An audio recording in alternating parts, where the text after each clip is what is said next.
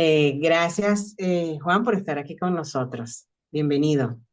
Gracias a ti, Soraya, a Laura, saludo también y bueno, a todos los amigos que están conectados en este momento. Para mí siempre es un grandísimo honor el poder dirigirme a ustedes. Gracias.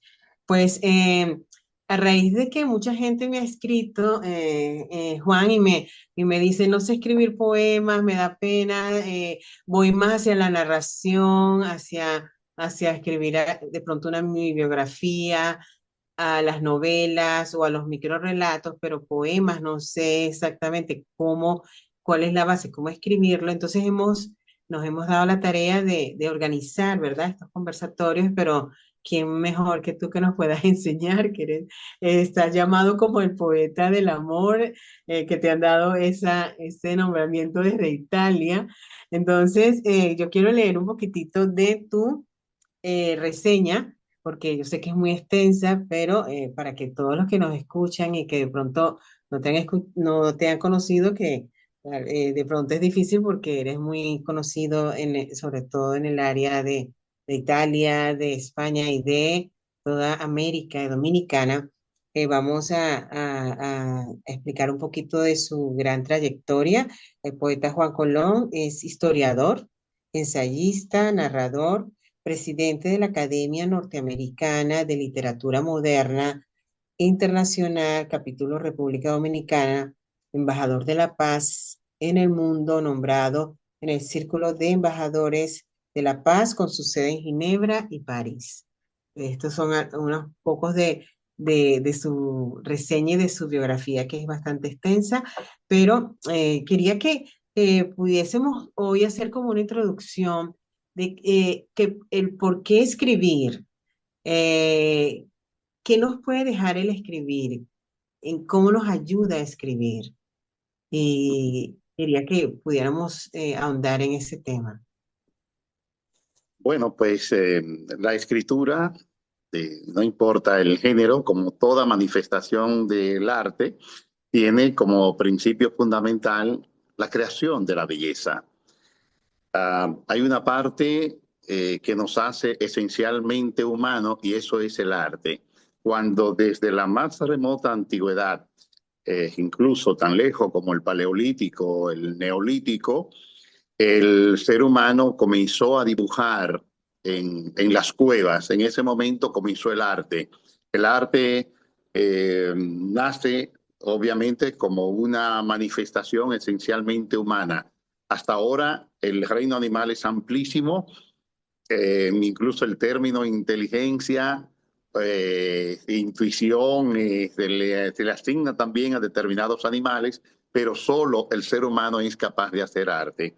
Entonces, cuando hacemos arte, nos humanizamos, nos sensibilizamos. El arte sirve, el arte en sentido general, y obviamente la poesía como, digamos, esa novia del arte, pues está llamada a crear belleza a través de la palabra. Sobre la segunda parte, el cómo escribir, bueno, pues lo primero es leer mucho.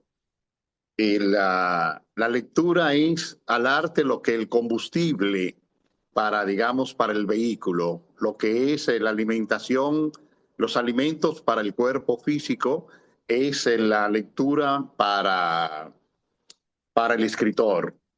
¿Es Así solo la es. escritura? No, todo cuanto existe son recursos.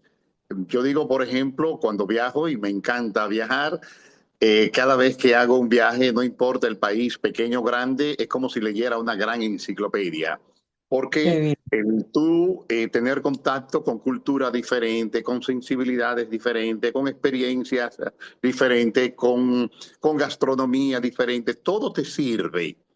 Es Todo es, verdad. de hecho, hay una poesía que se llama poesía de la experiencia, no solo poesía, el arte.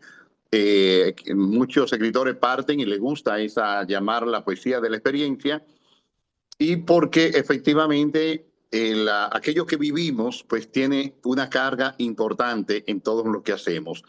De modo que el artista y el escritor lo que deben tener todos los poros abiertos, todos los sentidos, todo por todo, percibimos el arte, percibimos las palabras.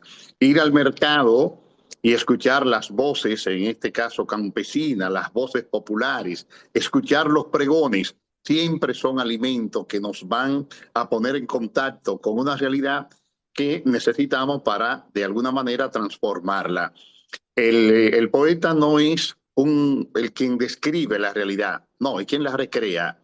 De hecho, el poeta Vicente Huidobro ha dicho el poeta es un pequeño Dios, en tanto es un creador, y efectivamente somos grandes creadores.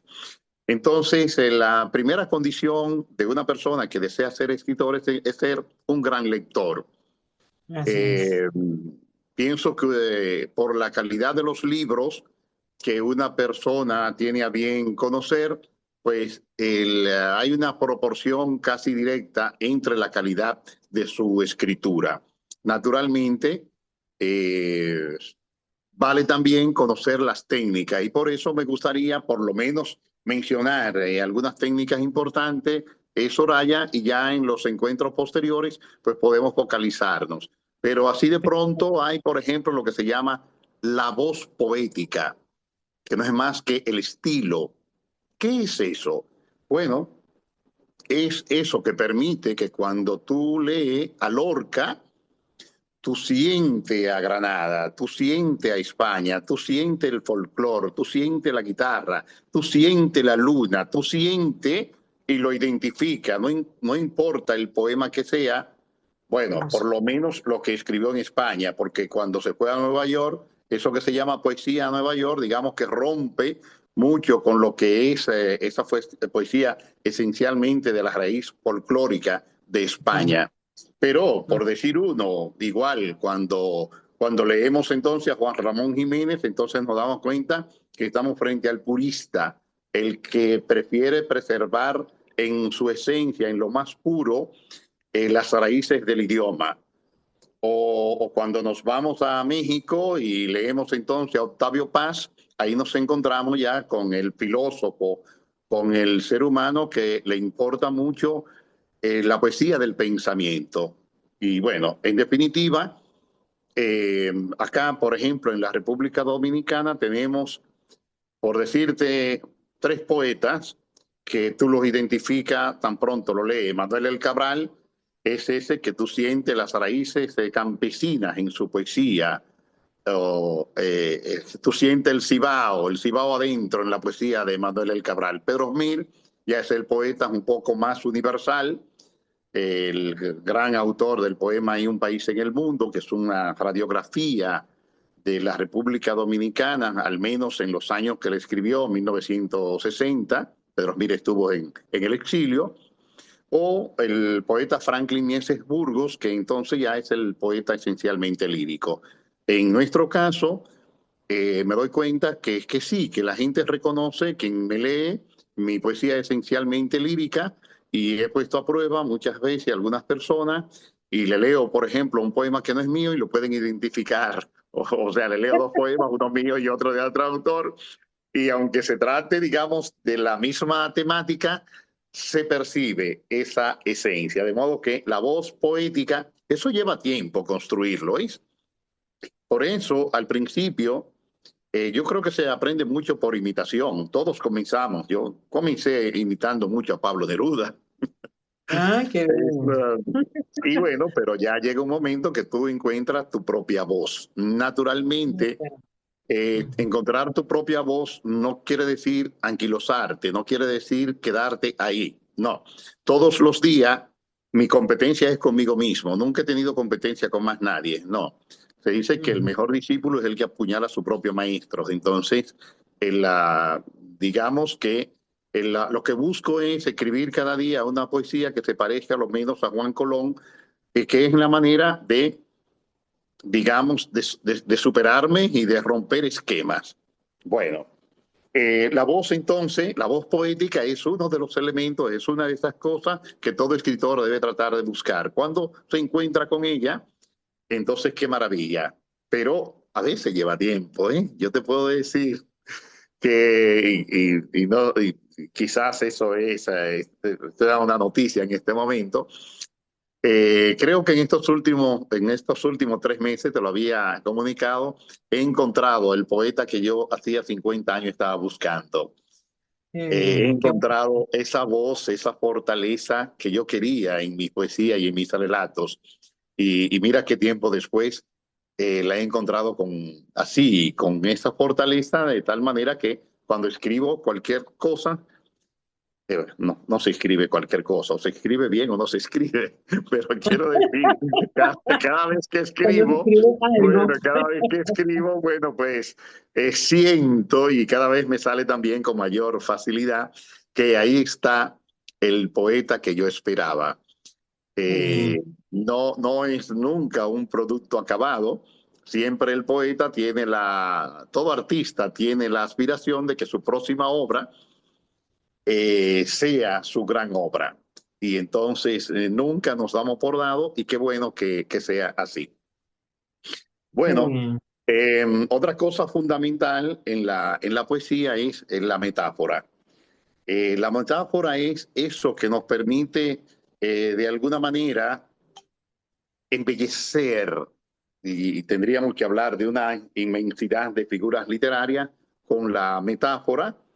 Eh, pero, por ejemplo, uno de mis poemas dicen, brevísimo ejemplo, sus pies, dos ombligos de huellas colgantes y flautas de agua.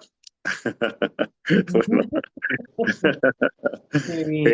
y en ese contexto, bueno, pues la gente lo entiende y no solo lo entiende, sino que la belleza del lenguaje es que cada vez, y refiriéndonos a un mismo tema, tú puedes cada día ser diferente y cada día ser nuevo. Es la gran virtud. Fíjate que la humanidad tiene todo el tiempo escribiendo poesía de amor y siempre vale la pena ver porque cada vez hay nuevos hallazgos. O sea, sus pies, dos ombligos de huellas colgantes y flautas de agua. Pues, es una construcción total del lenguaje y eso Total. naturalmente, eso forma parte de la grandeza y la belleza de la poesía. Pero también a mí me encanta la ruptura de la lógica, y no a mí, sino que en la poesía vale mucho eso, romper esa coherencia racional. Por eso, por Ujú. ejemplo, los surrealistas eh, y todavía pervive el surrealismo porque de buenas a primeras comenzaron a nombrarlo todos de modos diferentes y a romper esa lógica convencional del lenguaje. Acá tengo un ejemplo de esa ruptura lógica. ¿Qué hará la noche cuando busca almohada y no encuentra su vientre? Fíjense que en esas dos frases hay Qué- una ruptura, pero hay una armonía al mismo tiempo también. Wow, tremendo, Sí, sí, ¿no? sí. Como Bueno, eh, el ritmo interno. Bueno, estamos déjame anotando, botar yo ese estoy estrés. anotando aquí, porque yo sé que Laura también está anotando, es buena, buena alumna. Ritmo Ah, interno, aquí tenemos claro, sí, siempre el nos ritmo interno, interesa sí, el lápiz y papel. es la cadencia musical del verbo. Ok. Eh, Este ritmo interno, la poesía tiene su propia música, su propio ritmo, su propia carga. La poesía se puede llevar a la canción, pero son géneros diferentes. Joan Manuel Ujú. Serrat ha hecho maravilla con canciones de Miguel Hernández, de Machado, de Antonio Machado, mejor dicho. Son hermanos Manuel y Antonio, pero es la de Antonio Machado. Ok. La de Alberti, es decir, ha hecho muchas canciones, ha musicalizado poemas, Yo, pero, pero, sí, la, pero la poesía tiene su propia música interna. Dime, Soraya. que escuchando, ahora que estoy empapándome de todo de República Dominicana, escuchando las canciones de Juan Luis Guerra, escuché una entrevista de él donde decía que él estudió filosofía y se nota cuando en cuando él está componiendo esas canciones, se nota esa poesía, esa filosofía dentro de las canciones. Sí. Uno lo nota, que son otro estilo de letra, muy diferente a una canción normal de Ujú, otra persona. ujú. Está allí la filosofía, los poemas. Entonces, vamos a aceptar a Adriana, que se une. Perfecto, admitir. Nos quedan ya 5 segundos de esta interesante clase. De verdad que Ay, maravilloso. no me gusta el término clase. Bueno, está en ese conversatorio, Sí, sí. de este conversatorio. Entonces, yo estoy anotando la cadencia es musical del verbo. Sí, sí. Bueno, sí, o sea, esa te decía que la poesía tiene su propio, si nos queda tan poco, me permito leer, oye, cuánta musicalidad tiene este poema. Esto es del libro El Milagro de la Luz. Yo solo Perfecto. quiero un roce de canciones lejanas, hecha de esas harinas al horno de tus manos. Ignoro si tus ojos recogieron las aguas cimarronas o entraron en tus labios esos docentes que renuncian a quedarse dormidos. Ignoro muchas cosas. El aire, por ejemplo, alucinado por Dios, Él la colocó en tu gracia o en aquello que late cuando entra el poema. Es un poco más largo y sé que no disponemos de tiempo, pero lo que te quería decir, fíjate qué musicalidad se le siente, qué cadencia, tiene su propia, tiene su música interna. Eso independientemente de que ya algún artista, algún músico quiera musicalizarlo, pero en principio toda poesía, y es la diferencia, digamos, con el, bueno, es una de las diferencias con el relato o la novela, es que no es lo corto que es, porque, por ejemplo, mencionaba el poema Y un país en el mundo de don Pedro Mir, es todo un poema extenso, dura casi 15 minutos, es su interpretación, pero tiene esa musicalidad interna que es tan propia de la poesía. No hay que confundir con la rima. Hoy día Mm, prácticamente no se escribe con rima, pero sí con ritmo. La poesía tiene su ritmo interno.